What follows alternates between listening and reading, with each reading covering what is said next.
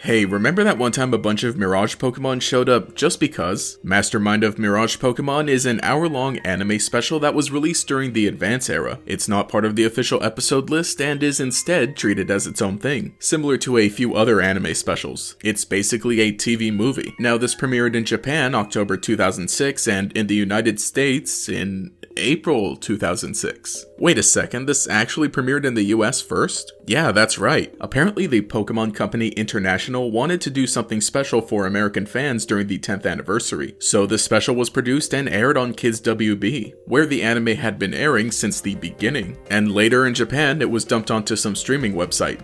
In 2006. This was also the first appearance of the new English voice actors for the series, the reason being that 4Kids had handled the dubbing starting with the first season. But finally, the Pokémon Company had their own US production set up and they were tired of 4Kids, well, being 4Kids. These donuts are great! The next season of Pokemon after this special, Battle Frontier, would air on Cartoon Network instead of Kids WB. And there are actually two versions. The initial airing on TV had Max's voice actress also voicing Ash, but the later releases would have Ash voiced by Sarah Natochenny, who has voiced him ever since. Because this is the first time the actors were voicing their characters, it can sound a little odd, but that's just because they haven't gotten used to their characters. They still did their jobs well, although it does sound a little weird at first. But with all this backstory, is the special any good? Well, you know what time it is. Grab your friends and the popcorn because it's time for the big premiere. It's a great sign when things start off with our heroes reading a letter inviting them to the main plot of the story. After the worst intro I've ever seen and heard, we find out Misty and Professor Oak have also been invited. Oh, slow down there, Jethro. We've barely begun and I'm getting whiplash trying to catch up. Maybe that's on me though. I haven't watched the advanced anime in a while, so maybe it would have felt better if I had watched it where it belongs chronologically. It's at least cool that we get to see Misty with the group for this special. But after we catch up with the new character, Dr. Young, he shows off his newest development, Mirage Pokemon, that are extremely realistic. I'm sure there's no way that this could go wrong. Hey, what was this special called again? After an opening battle to show off how overpowered the Mirage Pokemon can be, the villain shows up, having taken control of the entire place, including the Mirage Pokemon. I wondered just who this guy could be. Well, whoever he is, he sends his fossil goons to capture Professor Oak, while everyone else escapes. Apparently, the Mirage Master, that's the villain's name, wants Oak's research data to help him develop the Mirage Pokemon further, giving them no weakness. I mean, these Mirage Pokemon can already edit their moves on the fly. That wasn't enough? Also, there's a sentient Mirage Mewtwo just hanging around. Yo! He's dead! But now it's up to everyone else to save Professor Oak. At this point, Brock just kind of checks out of the story to grab the authorities. I mean, logically it makes sense, but it's too bad we don't get to see everyone together for the special, as Ash and Misty sneak inside the castle. But these Mirage Pokemon will not give up. They just pick them right up and steal Pikachu. Grabbing the Pokeball before the trainer even gets a chance to throw it isn't too bad of a strategy. I'm gonna have to write that one down. Ash gets left behind, but has a moment to meet the rogue Mirage Mewtwo, who of course is the good guy because he's just so gosh darn cute. The Mirage Master is able to suck out some of Pikachu's memories, seeing the legendary Pokemon that he's met in the past. And I mean, okay, that's probably not the weirdest thing so far, and won't be the weirdest thing in the whole special, so I'll buy it for now. But after seeing Pikachu tortured, Professor Oak finally gives in and lets him have the password to the network, which apparently controls everything else as he sucks up all the data he can find. After May shows up to rescue Misty, they all make their way to the lab, just as Mirage Master is able to develop the ultimate Mirage, Mewtwo. I think it's pretty cool that Professor Oak just has a Dragonite with him. It makes sense to show how experienced he is. But this Mirage Mewtwo is quite the predicament. Well, he can't get us if we're outside.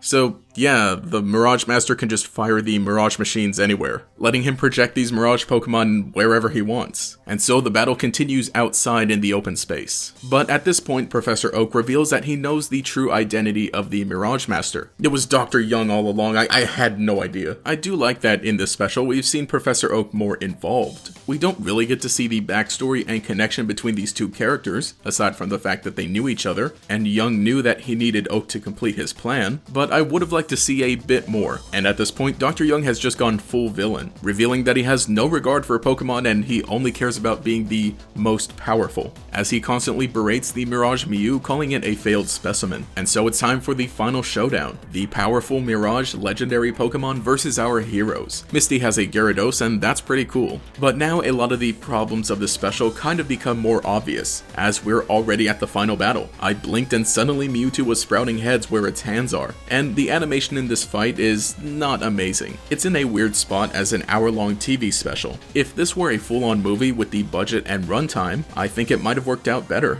But some of the hits still feel brutal as we see Mewtwo just mercilessly beating up Mew. Now we get to the final suck of the night as Mewtwo absorbs the legendary Pokemon and Mew, and just gets multiple heads sprouting all over its body. Should really get that checked out, buddy. He totally washes everyone, and as Pikachu attempts to 1v1 Mewtwo, they're saved by Mew, allowing Pikachu to get in the final winning hit with a Volt Tackle. And finally, the Mirage Pokemon have been defeated, but also at the cost of Mew. Professor Oak, I don't feel so good. The entire Mirage system and castle explode and Dr. Young admits defeat, walking back inside. Yo! He's dead! We just saw a death. That's a death. This man is not coming back. It's been 15 years. But everything seems to be wrapped up, and now Brock comes back as well. Overall, I actually kind of like the special. Really, it's not even an hour long, it's 41 minutes because it had to leave room for commercials. But compared to the other Pokemon movies, it is pretty bad. Although if you look at it as 2 episodes of the anime, or a TV special as it's intended to be, I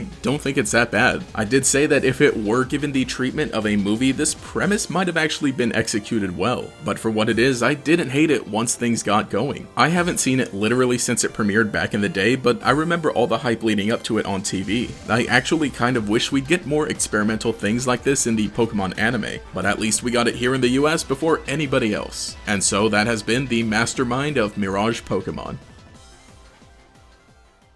Now it's time for you to enter the Mastermind of Mirage Pokemon Sweepstakes, where you can win premier Pokemon prizes. One of 100 Pokemon Trousseau video games and 110th anniversary Pokemon plush toys. Today's Mirage Pokemon code word is Mew. Just go to kidswb.com/Pokemon and type in the code word Mew for your chance to be a winner in the Mastermind of Mirage Pokemon Sweepstakes, here only on Kids WB. But anyway, hey, this is GatorX, and let me know what you think. Have you ever seen this movie? I think it was a pretty interesting one. A little weird, but I really did like the story behind it in terms of like the behind the scenes stuff. Not that I thought it was good or anything, but I definitely found it interesting to look into, figure out some of the backstory and kind of, I guess, maybe the reasons behind it. I think it is, very interesting that we did technically get it here in the US first. Again, it was made in Japan over there. Not anything new, but was something that was a little more common, I guess, during the 4Kids days, because something similar-ish happened to parts of the Yu-Gi-Oh! Anime, and so kind of seeing it come into Pokemon with a special like this, and, a special as weird as it is, I thought it was kind of cool. I probably will be talking about some of the other specials, which, the hour-long specials are effectively TV movies, because they're kind of movies, but kind of not.